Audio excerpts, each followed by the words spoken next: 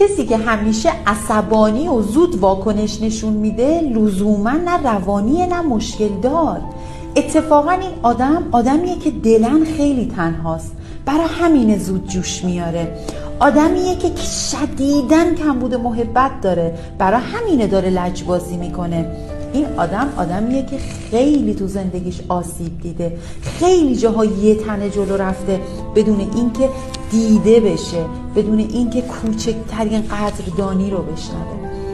اگه همچین آدمی رو تو خانوادت داری، بدون اینکه سرزنشش کنی، بدون اینکه کوچکترین قضاوتی نسبت به اون آدم داشته باشی، برو پای حرفاش بشین، اجازه بده احساس کنه که یه نفر رو کنار خودش داره، یه نفر رو داره که میتونه بدون قضاوت کردن باهاش حرف بزنه. اون وقتی که میبینی بعد یه مدت چجوری رفتارش تغییر